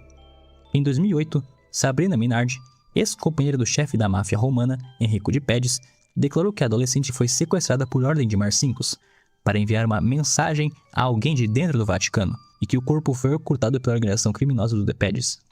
Marcinkus retornou aos Estados Unidos em 1990 e morreu no Arizona em 2006, levando consigo a resposta que a justiça italiana jamais conseguiu arrancar. Nessa lista também tem o nome de Agostino Casaroli, que foi acusado por Mehmet Agca de ser o chefe por trás da tentativa de assassinato do Papa João Paulo II. Mehmet Agca foi o cara que atirou no João Paulo II, para quem não sabe. Pecorelli foi assassinado no dia 20 de março de 79 em Roma. Ele recebeu 4 tiros dentro do seu Citroën. As balas eram da marca Gevelot, um tipo peculiarmente raro e difícil de encontrar, tanto no mercado legal quanto no clandestino. Posteriormente, o mesmo tipo de munição foi encontrado no arsenal da Banda della Magliana, uma das organizações criminosas mais poderosas de Roma, escondido no subsolo do Ministério da Saúde italiano. Ninguém ainda sabe quem foi a pessoa que encomendou a morte de Mino Pecorelli, e seu caso continua em aberto. O nome de Pecorelli também apareceu na lista dos membros da loja maçônica secreta Propaganda Dui.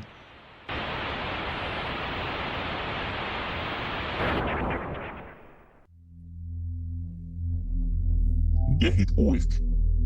Gerrit Ulrich, também conhecido como Gerrit Ulrich, foi um pedófilo alemão condenado que operava a partir de um apartamento na cidade costeira de Zandvoort, nos Países Baixos. Em julho de 1998, a polícia holandesa invadiu o apartamento dele e descobriu vários CDs contendo milhares de fotografias e vídeos de... vocês já sabem o que. E tinha filmes snuff no meio das mídias. O material ficou conhecido como os arquivos de Zandvoort. Ulrich não estava mais lá. Em julho de 1998, aos 49 anos, ele havia sido morto a tiros em Pisa, na Itália, supostamente por um membro de uma gangue rival. Autoridades holandesas pediram a extradição do suspeito, Robert van den Planken, um belga de 24 anos. As origens da investigação remontam ao desaparecimento do menino Manuel Schadwald. O ativista antipedófilo Marcel Vervoslin encontrou os CDs durante a busca por Schadwald e enviou o material à Interpol e a vários chefes de Estado europeus. O conteúdo dos discos revelou uma rede internacional disso organizada, que se estendia da Alemanha à Itália e aos Estados Unidos. 17 pessoas que faziam parte disso eram identificáveis nas imagens. Atenção, pessoal, atenção. Estão preparados aí, pessoal?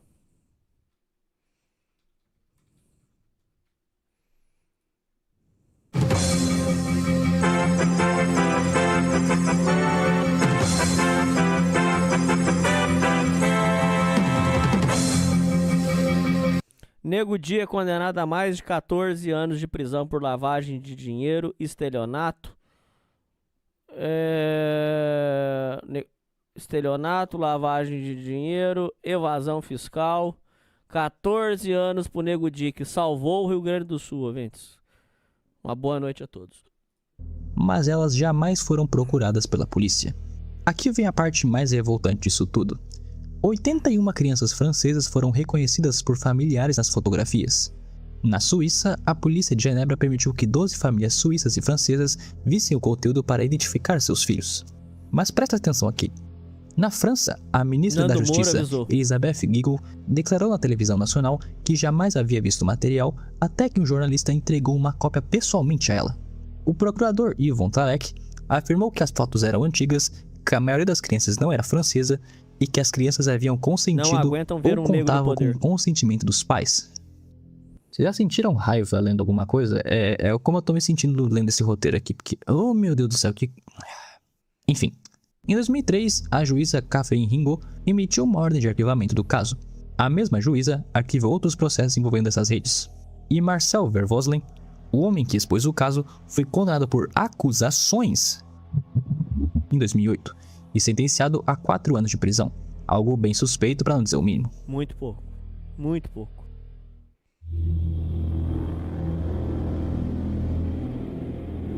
John Norman. John David Norman foi possivelmente o maior Jack da história. Ao longo de mais de 3 décadas, ele operou múltiplas redes interestaduais de vocês já sabem o que. Isso lá nos Estados Unidos. Começando pela Odyssey Foundation em Dallas, depois o Delta Project em Chicago e mais tarde a revista Hand End na Pensilvânia. A Odyssey Foundation se apresentava como uma organização de apoio a jovens talentosos interessados em viajar. Os meninos recrutados em estações de ônibus ou por anúncios em publicações eram fotografados para catálogos que incluíam nome, descrição física e interesses. Os clientes, chamados de patrocinadores, pagavam pela passagem aérea e uma diária para receber o menino em casa. Quando a polícia de Dallas invadiu o apartamento de Norman em 1973, ela encontrou 30 mil fichas com nomes e endereços de algo entre 50 mil e 100 mil clientes espalhados por 35 estados americanos. Figuras públicas proeminentes e funcionários federais estavam nessa lista. As fichas foram enviadas ao departamento... Pô, isso é um negócio, é o chamado de rabbit hole que vocês falam aí. Que eu fiquei maluco. Teve um dia que o Yuri trouxe uma denúncia pra gente, lá no Proibidão. A gente não viu nada, pra deixar bem claro. E os ouvintes são testemunha. Mas ele mostrou, cara, tem grupo aberto de pedolão no Facebook. Eles acham que era mentira.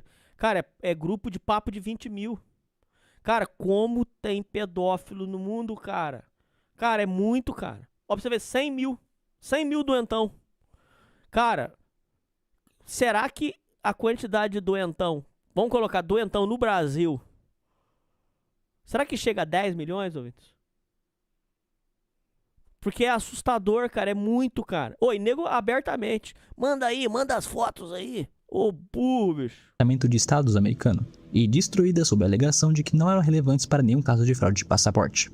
Norman não foi condenado por seus verdadeiros crimes. Na verdade, recebeu acusações menores. Pagou fiança e fugiu para Illinois, onde abriu o Delta Project. Uma nova organização de fachada com 5 mil assinantes que faturava mais de $300 mil por ano. O ciclo se repetiu inúmeras vezes. Prisão, fiança, fuga, na operação. Em uma das operações seguintes, os agentes encontraram outras 20 mil fichas cor-de-rosas com nome de clientes. Aí, ó. E elas também desapareceram. Contudo, a pior parte eram suas conexões. Dean Crow, o Candyman de Houston, que tirou a vida de pelo menos 29 meninos entre 1970 e 1973, afirmava fazer parte de uma organização baseada em Dallas que comprava e vendia meninos. E John Norman haviam vivido em Houston. John Wayne Gacy, o palhaço assassino de Chicago, nomeou Norman e seu associado mais próximo como cúmplices em uma entrevista na prisão, afirmando que a rede produzia filmes snuff e sugeriu que os investigadores procurassem suas vítimas entre as gravações. Em 13 de novembro de 1962, um homem chamado Jacob Rubenstein alugou um apartamento em Dallas, que era propriedade da Norman Construction and Apartments. O recibo do depósito de $40 foi assinado por um homem chamado de John D. Norman. O FBI coletou rumores sobre visitas noturnas de homens aos... Ué, barrou alguma coisa. Por que barrou o seu... Não sei. Mandando esses 5 para ajudar a pagar o fretado para tirar Nego Di e Deolane da cadeia. Fribuzeira, Lili cantou. Será que o Live Pix entende que nego é racismo? Nego não é racismo, não. Alguém avisa o Nego... alguém avisa o Nego Di. Alguém avisa o Live Pix. Nego não é racismo, não. Ó. Não fala, ouvintes. Olha, barrou mesmo. Olha só, barrou mesmo. Bom, meu querido, você que mandou os R$5, menos 5. O Live Pix te barrou. Os apartamentos de Jacob no Marsala Place Apartments. A natureza exata dessas visitas nunca foi esclarecida publicamente. Com base em rumores do FBI, disse que John Norman poderia ter usado a ameaça de expor a homossexualidade de Jacob como forma de chantagem. Na época, a homossexualidade era criminalizada e usava rotineiramente por agentes de inteligência e redes criminosas como ferramenta de persuasão. Jacob era proprietário de clubes noturnos em Dallas e tinha conexões documentadas com o submundo do crime organizado. Tu deve estar se perguntando, quem é Jacob Rubenstein para eu mencionar aqui? Bom, lembra do começo do iceberg que eu falei sobre o Lee Harvey Oswald? O cara que supostamente matou o John Kennedy? Bom, Jacob Rubenstein é o nome real de Jack Ruby, o assassino do Lee Harvey Oswald. E o homem que Norman chamava de braço direito, que aparece em quase todas as fotografias do caso, e que assumiu o comando do Delta Project quando Norman estava preso, e que trabalhava para John Wayne Gacy, e que Gacy descreveu como perigoso, cujo nome aparece repetidamente nos arquivos do FBI, é uma figura que merece um tópico separado aqui no iceberg. Seu nome era Philip Pesk. Tá tudo interligado, então. Philip Pesk. Philip Ronald Pesk nasceu em Chicago em 1953 e aos 20 anos já tinha uma ficha criminal extensa. Em novembro de 73, participou de um roubo que terminou em um assassinato. Pesk fez um acordo judicial, escapou da acusação de homicídio e cumpriu pena apenas por tentativa de roubo. Foi na cadeia do condado de Cook que ele conheceu o John Norman, que continuava operando seu boletim de você já sabe o que dentro da prisão. Quando Pesk saiu em 76, os dois dividiram um apartamento em Chicago e Pesk assumiu o comando do Delta Project. A revista Hermes, o catálogo da operação, tinha cerca de 5 mil assinantes e faturava mais de $300 mil por ano. Isso lá nos anos 70 e 80, o que deve valer umas 10 vezes mais hoje em dia. Em 78, Pesky foi contratado pela PDM Contractors, a empresa de construção de John Wayne Gacy. Gacy, em entrevista na prisão, descreveu Pesky como perigoso e afirmou que ele agenciava meninos e meninas para... Disse também que Pesky, junto com David Crum e Michael Rossi, outros 2 funcionários da PDM que Gacy nomeou como cúmplices, tinham as chaves da sua casa. Para quem não sabe, John Wayne Gacy tinha algumas conexões bem grandes. Inclusive, ele chegou a conhecer o vice-presidente americano. E eu não sei que tipo de pessoa tu é, mas nenhuma pessoa normal tem 12 cópias da chave de casa. Nos arquivos do caso Franklin, o nome de Philip Pesky aparece como peça de uma rede nacional de organizações de fachada que moviam meninos entre estados. A estrutura era a mesma, e uma lista de clientes chegava a dezenas de milhares. O que Norman construiu no Texas e Illinois, o que Pesky administrou em Chicago e o que Larry King operava em Omaha pareciam ramificações de um mesmo modelo. Pesky morreu em 98 aos 45 anos de idade em complicações relacionadas à AIDS e nunca foi condenado pelos seus crimes verdadeiros. Brutal. Nadia Marchenko. Nadia Marchenko é uma mulher eslováquia que era conhecida nas redes sociais como Gulfstream Girl e depois Global Girl, acumulando mais de 77 mil seguidores no Facebook e postando vídeos sobre sua vida como piloto. Em algum momento dessa transição, Marchenko fundou a Aviloop, uma empresa de brand de aviação muito estranha. O site da Aviloop oferecia ofertas de aulas de voo, acessórios de piloto e mais outros serviços. Tudo isso em um preço muito baixo e sem nenhum serviço real identificável. O canal da Aviloop no YouTube exibia vídeos promocionais com jovens mulheres em uniformes de piloto que pareciam mais fantasias do que qualquer outra coisa. E esses vídeos pareciam muito com vitrines online. Welcome to Aviloop, your collective buying website for anything aviation. We offer deals on flight lessons, pilot accessories, fuel, FBO services, charter flights, and even small aircraft. Our deals are usually 50 to 90% off. That means whether you want to learn to fly, charter an airplane, or to see more girls like me, Aviloop can help. You can even vote for your favorite deal attendant and win special prizes. Our membership is completely free. Our deals are unbeatable. And there's no catch. So what are you waiting for, Captain? Subscribe to our newsletter and get in the loop. Charter an airplane, or to see more girls like me, Aviloop can help me.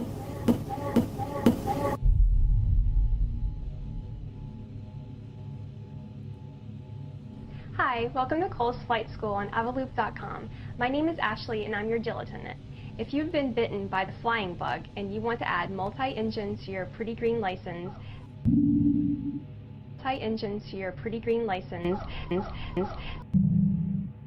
don't miss out and click on that big blue button. You know you want to. Hi, welcome to Classic Flight Training on Aviloop.com. My name is Claire and I'm your deal attendant. With today's deal, you can channel your inner Top Gun, climb into the cockpit, and learn to fly an airplane. And remember Top Gun? Clearly your attractiveness increases with every flight under your belt. Just remember to wear your aviators and pick a cool call sign, Captain. Rapaz, our deals are usually 50 to 90% off. That means whether you want to learn to fly, charter an airplane, or just see more girls like me, Aviloop can help. You can even vote for your favorite deal attendant and win special prizes. Our membership is completely free, our deals are unbeatable, and there is no catch. So what are you waiting for, Captain? Subscribe to our newsletter and get in the loop. Que coisa bizarra. A Aviloop está registrada nesse endereço aqui. Um prédio residencial em Manhattan, cuja maioria das unidades... Anônimo mandou R$5. Valeu. Eles estão tentando me calar. Free afrodescendente D. Aí você falou bonito. Vai até tocar de novo. Anônimo mandou R$5. Eles estão tentando me calar. Free afrodescendente D. Free afrodescendente free. Oh. Free afrodescendente D. Free. Pertence a Mark Epstein, irmão de Jeffrey Epstein. O mesmo prédio abrigou dezenas de modelos adolescentes. As 4 conspiradoras nomeadas no acordo judicial de Epstein em 2008 e o ex-primeiro-ministro israelense Ehud Barak como visitante frequente. Como dizem os ouvintes, presuma satanismo. Presuma, sempre presuma. Marchenko viveu como namorada principal de Epstein por 7 anos. sucedendo Ghislaine Maxwell nesse papel. Ela pilotou o Lolita Express repetidamente. Vítimas de Palm Beach disseram à polícia que ela participava das ocasiões. Presumo. Nadia Martinko não é vista publicamente desde janeiro de 2024. E o apartamento dela está completamente vazio.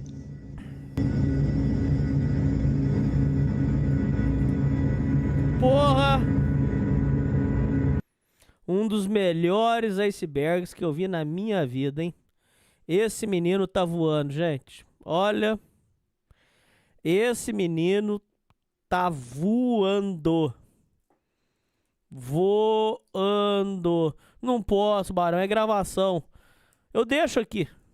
Eu vou deixar aqui como não listado pra vocês. Este menino está voando.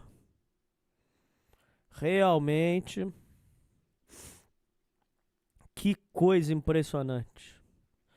Rapaz do céu. Esse não é filho nosso não, Gerard. Para de querer assumir filho dos outros, Gerard. Rapaz do céu. Piranhas. Não vou tocar música. Não vou fazer nada. Vou direto pro filme, que é 2 horinhas agora. E eu preciso dormir também. Filme. Querido Menino.